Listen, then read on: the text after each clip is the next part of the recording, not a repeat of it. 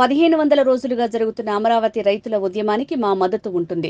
3 నెలల్లో సీఎం జగన్ ఇంటికే పరిమితమవుతాడు. వైసీపీలో ఉండలేక చాలా మంది నేతలు టీడీపీ వైపు వస్తున్నారు. వైసీపీ మునిగిపోయే నావా అని అందరికీ తెలిసిపోయింది.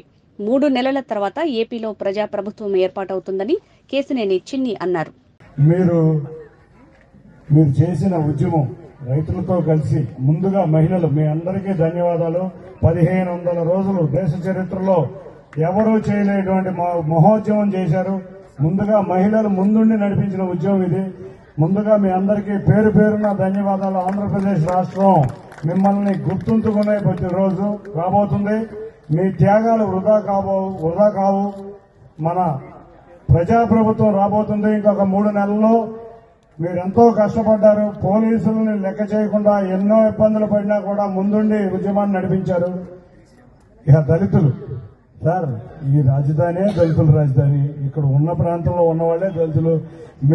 మీరందరూ కలిసి మా మహిళలతో కలిసి ఉద్యమం చేసి మా రాష్ట్రానికి రాజధాని ఏర్పాటు చేయబోయారు.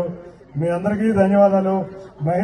మహిళలే కాకుండా రైతులు 33,000 ఎకరాలు ఇచ్చి మంచి పంట భూములు ఇచ్చి ఈ రాష్ట్ర అభివృద్ధిలో మీరందరూ రాష్ట్రం కోసం త్యాగం చేశారు. మీ త్యాగాలు వృధా పోవు.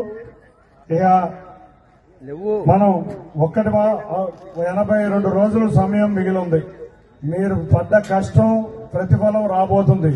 ఈ 82 రోజులు మీరు ఏ విధంగా మీరు గత 1500 రోజుల నుంచి ఉద్యమం చేశారో ఆ విధంగా కూడా మేము అందరం కలిసి పోరాడి ఈ దుర్మార్గుడిని పోరాడదాం. ఎవరైతే మిమ్మల్ని ఇబ్బంది పెట్టారో అటువంటి ప్రభుత్వం 175 నియోజకవర్గాల్లో ఎక్కడా ఈ రాజధాని ప్రాంతంలోనే కాదు ఎక్కడా అభ్యర్థులు దొరకట్లేదు. అటువంటి వారు ఎక్కడా గెలవకుండా 165 నియోజకవర్గాల్లో ప్రజాప్రభుత్వం జనసేన టీడీపీ అభ్యర్థులు గెలిచేదాకా అందరం కలిసికట్టుగా పోరాడి ప్రజాప్రభుత్వాన్ని ఏర్పాటు చేసుకుని మన కళల రాజధానిని అమరావతిని సాకారం చేసుకుందాం.